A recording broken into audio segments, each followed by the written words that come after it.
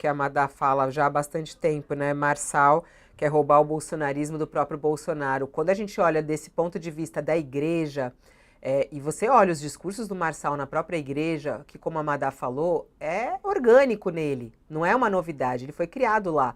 E aí ele consegue esse diálogo com esse público evangélico que o Bolsonaro consegue através de outras pessoas, Uhum. como a própria Michele Bolsonaro, né? Entre outros, como o próprio Silas Malafaia. O Marçal não precisa de ninguém para fazer essa ponte, né? É isso? Exatamente, exatamente. O Bolsonaro precisa usar outros. Por causa disso, e por causa disso tudo que a Madá, o Josias, eu, você estamos mostrando, o Bolsonaro, nessa manifestação, ligou o modo desespero. Você vê o seguinte: o Bolsonaro, na última manifestação do 7/9, do 7 de setembro, ano passado, ele foi manso. Ele, inclusive, pediu: ó, não quero cartazes contra o Alexandre de Moraes. Ele não citou o Alexandre de Moraes. Ele foi manso, ele evitou bater de frente com o Alexandre de Moraes. Agora não. Agora ele ligou o modo desespero. Falou contra o Alexandre de Moraes, chamou o Alexandre de Moraes de um ditador pior do que o Lula, pior do que o Lula para ele. Isso é uma loucura. E insistindo na questão da anistia, porque ele está sentindo que está perdendo apoio popular e está com o cerco se fechando na justiça. Então, ele ligou o modo desespero. É preciso que tome cuidado com isso que eles estão fazendo, porque o que, que ocorre? Você teve lá um monte de patriota defendendo um cidadão estrangeiro, Elon Musk. Houve na história do Brasil um cidadão chamado Luiz Carlos Prestes, que foi perguntado a ele se ele, que era comunista, se o Brasil brigasse com a Rússia, de que lado ele ficaria. O Prestes pagou a vida inteira por ter dito que ficaria do lado da Rússia naquela época, na época do comunismo em alta. Então, tome cuidado, o bolsonarismo, o Bolsonaro, essa gente que está defendendo que o Supremo Tribunal Brasileiro, a justiça brasileira é uma justiça que deveria se subordinar ao Elon Musk. É um perigo para eles, e eles isso está fazendo, está levando o Bolsonaro a essa situação de desespero. É, E um e outro até. aspecto, viu, Fabiola, se me permite, muito rapidamente, nessa coisa dos evangélicos, o Pablo Marçal, ele estacionou no último Datafolha, né? E ele estacionou também entre os evangélicos. O Datafolha notou, ele crescia muito nesse segmento e oscilou para baixo na última pesquisa do Datafolha, e foi de 30 para 29. Está ali, na margem de erro, mas parou de crescer.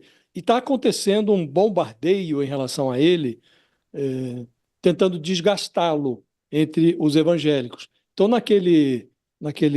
naquela plataforma Discord, que era utilizada inclusive pelo Marçal para fazer lá as suas gincanas, para selecionar os milicianos digitais dele, nessa mesma plataforma Discord, foram veiculados dois vídeos que deixam mal o Pablo Marçal junto aos evangélicos. Vídeos antigos, num deles ele fala contra o dízimo, diz, olha, não vou mais dar dízimo a ninguém, porque ele fala, eu tinha uma crença de que se não desse dízimo, não prosperaria.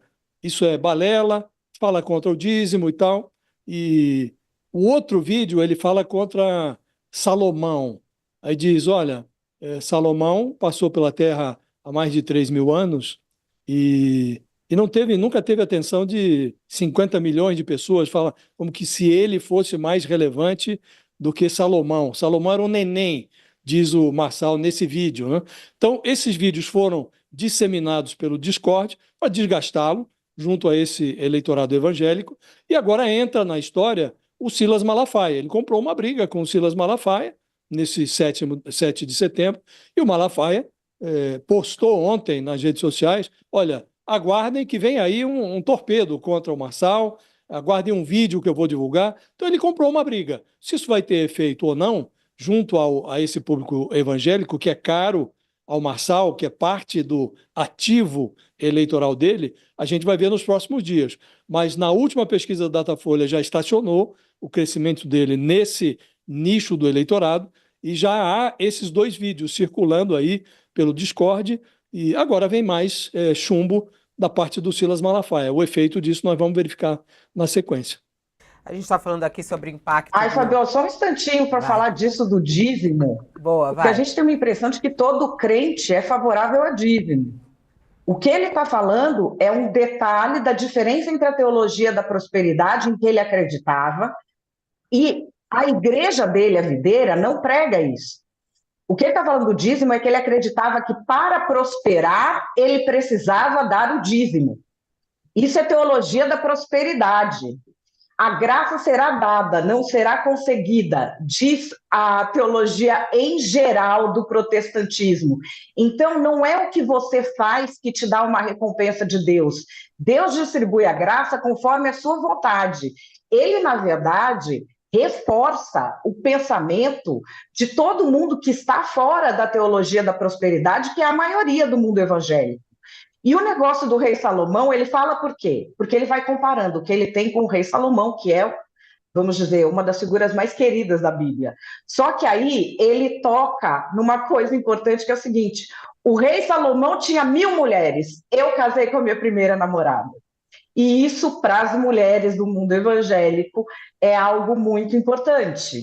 Então, assim, ele manda essa coisa, ele vai queimar de um lado, mas ele se salva do outro. O mundo evangélico, ele é muito grande, muito diverso, em breve será majoritário, e ele já é parte da cultura brasileira. Então, isso que ele está falando, no meu entender, já extrapola o conceito de fé, já é um conceito de cultura e debate social que permeiam o universo cristão. Falando sobre o ato em si, do 7 de setembro e o discurso do Bolsonaro lá, no pedido de anistia, eu até queria colocar um trecho da fala do Bolsonaro, né? Bolsonaro disse que seria necessário uma anistia a todos os, mais uma vez, né, às pessoas envolvidas no 8 de janeiro, e que isso vai trazer paz para o Brasil. Vamos ouvir o que disse Bolsonaro nesse ato e até saber aqui do Josias e do Thales a possibilidade de realmente isso ir para frente. Devemos botar freio através dos dispositivos constitucionais naqueles que saem, que rompem o limite das 4 linhas da nossa Constituição. E eu espero que o Senado Federal bote um freio em Alexandre de Moraes, esse ditador que faz mais mal ao Brasil que o próprio Luiz Inácio Lula da Silva. Tá aí, ele diz que Alexandre de Moraes faz mais mal ao Brasil do que o próprio Lula, segundo ele, que é o grande adversário dele. Coloca aí, talvez, o Moraes como grande adversário dele. Só que Moraes é responsável pelos julgamentos também dele, né? E essa é uma grande questão. Ele pedindo aí o impeachment, o freio que ele fala, na verdade, é o impeachment que ele quer do Senado.